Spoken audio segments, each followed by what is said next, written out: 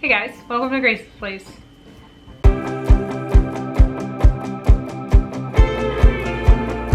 So,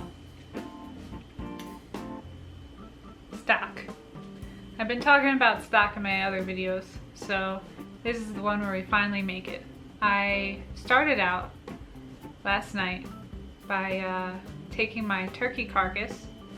I just roasted a turkey, so I took the whole carcass and I put it in a pot.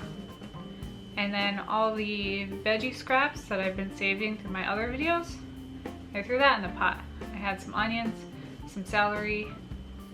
I wish I had some carrots, but I didn't have any carrots. And then I had some parsley. I added a little bit of salt and pepper in there. And then I also added in the turkey neck and the heart and the other innards that you get inside your turkey into the stock. So I boiled that, let that simmer overnight. So I got a good 8 hours, but you can really do this in about 4 to 6 hours. So all you have to do after you simmer it for that long is strain it, and you got stock. That's the simplest way to do it. So once you strain your stock, it's incredibly important that you cool your stock down quickly, within 4 hours. This is to prevent bacteria from growing inside your stock. You don't want to get sick. So what I usually do is I'll take it from a pot like this and I'll break it down into smaller quart containers. What this does is that it makes it smaller so the air can get to it and cool it down faster.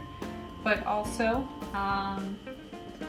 when you do this, you want to just leave the lid off until it's cool. Leaving the lid on is not going to let the heat out, and it's going to really encourage the bacteria to grow. So make sure you keep the lid off, cool it down in the fridge. Once it's cool, you're good to go. Just put the lid on, freeze it. Smaller containers are usually easier for freezing and moving stuff around. And if you want to, you can even reduce it, so you can kind of use it as a concentrate and add it to things, and then just like add more water to it or whatever. So another thing is make sure that when you're cooking with it, you're tasting it, because you're gonna have to adjust the seasoning. For the purposes of the at-home cook, that's really all you need to do. Super simple, and you save a ton of money on buying stock. So I'm gonna start my stockpile again of veggies for the freezer, and my bones.